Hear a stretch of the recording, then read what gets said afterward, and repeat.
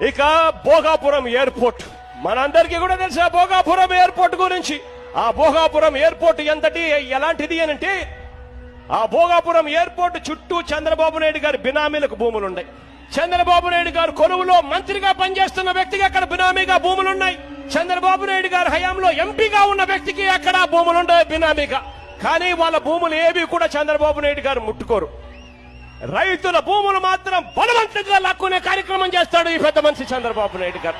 ఆ బలవంతంగా లాక్కున్న భూములతో అన్న కనీసం ఎయిర్పోర్ట్ అక్కడ కట్టాడా అని చూస్తే అది లేదు.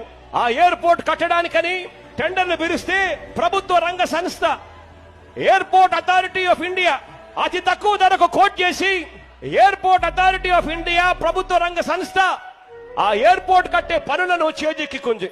చంద్రబాబు నాయుడు గారు ఎయిర్పోర్ట్ అథారిటీ ఆఫ్ ఇండియాకు ఆ పనులు అప్పచెపితే వాళ్ళు లంచాలు ఇవ్వరు అని చెప్పి ఈ పెద్ద మనిషి ఏం చేశాడో తెలుసా?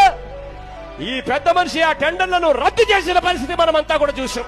దేశం మొత్తంలో 130కి పైగా ఎయిర్పోర్ట్లుంటే అందులో ఎయిర్పోర్ట్ అథారిటీ ఆఫ్ ఇండియా 130 ఎయిర్పోర్ట్లకు గాను 126 ఎయిర్పోర్ట్లు ఎయిర్పోర్ట్స్ అథారిటీ ఆఫ్ ఇండియా నడుపుతా ఉంది.